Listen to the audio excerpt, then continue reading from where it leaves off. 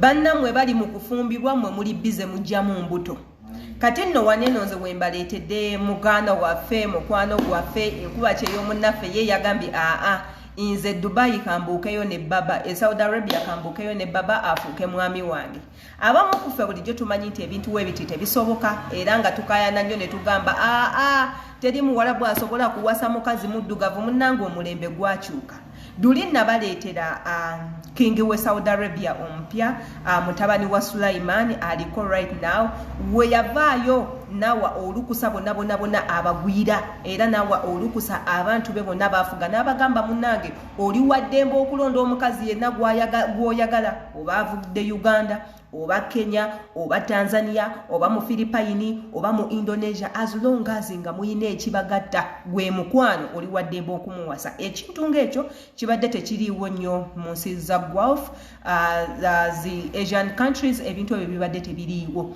era ng'abamu tebabakkiriza naddala abawalabu bantu basosoze nnyo tebakkiriza muntu weewaabwe kufumbirwa mukazi muddugavu naye omwana omuna Uganda akitukoledde amutuleetedde kati nnono agenda kubanga wakusatu oba wakuna mu baganda baffe abakola e Bulaaya abavayo n'abasajja abawarabu tugenda batwalirako mu katambi kaabwe mu balabe bane babadde very smart banyumye n'omukolo gwagenze bulungi sigenda vaawo nga sibeeyanjulidde nti yenze Sheila Adita omwagalwa wamwe mwebale nnyo ku supporting okuva gye natandikira paka wano abandabira ku Facebook imbagala nnyo abatana batufollowinga mutusangeyo abali ku YouTube mwebale nnyo abandabira ku TikTok mwebale abandabira ku Instagram mukola kirungi abandabira ku Snapchat mukola kirungi nnyo namwe abali ku Linkpedia yange imbagala nnyo mukola ekintu kirungi nnyo wabula ate nga bakubiriza mbagamba nti tukyayagala abantu bangi nnyo begatte ku channel yaffe tukole community yaffe awo nno nawe ayina obubaka ayagala ntumireko omuntu yenna gwoyagala ng'oyagala kukozesa nze ng'oyagala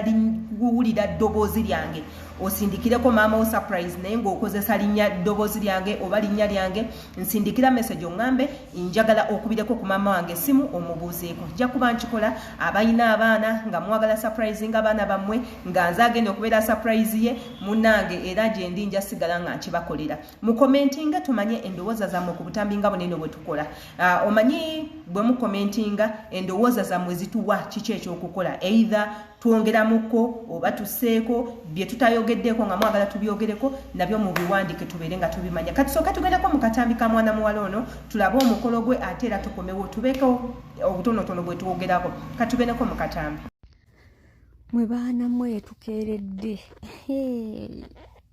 ate mulowooza Kadama teyavuddewo ne baba maama Kadama yafumbiddwa baba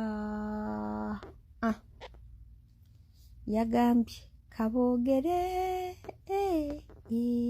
kasita sibiwulira kabalasane bannange omwana yeewangulidde baba naye banyumye bitya ndoza leero agenda mutwalako ne musho ya Hajaruna anti ya leero bannange ekiri wali mukwano gwokka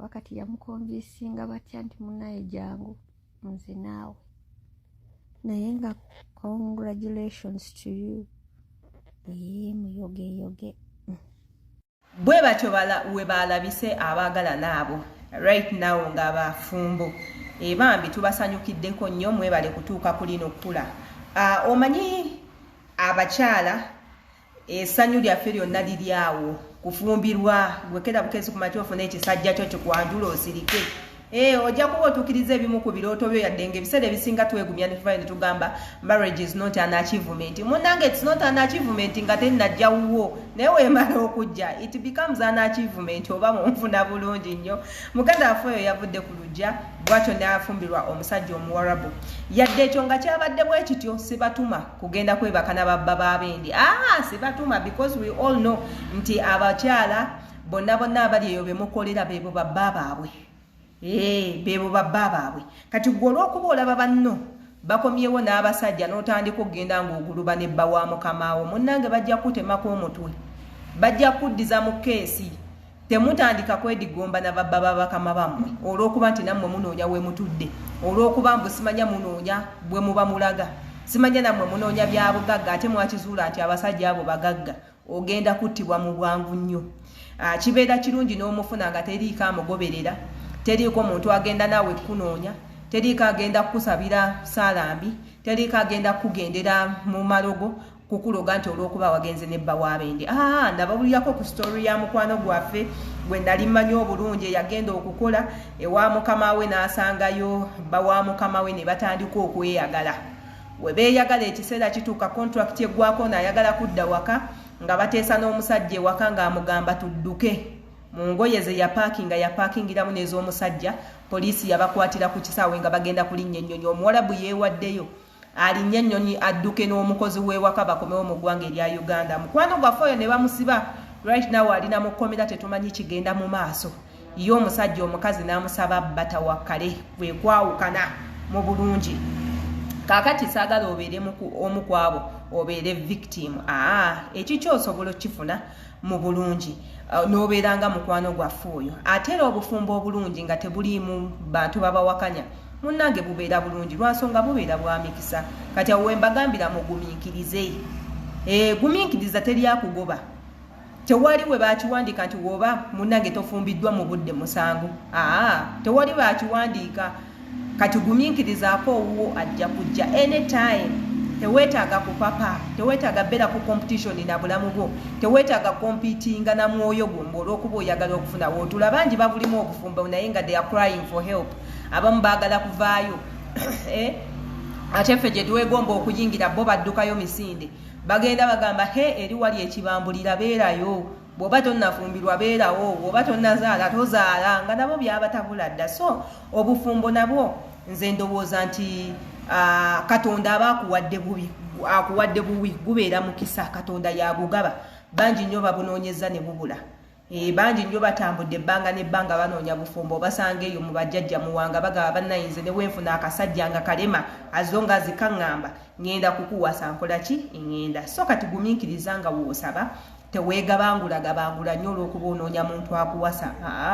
Beera wansi, beera mwetowaze, weekuumira ekitiibwa kyo nga gwe omukyala, teweegabagaba nnyo biri abo, obeere ng'osaba ne Katonda akuwa omuntu omutuufu gw'ogenda okubeera naye.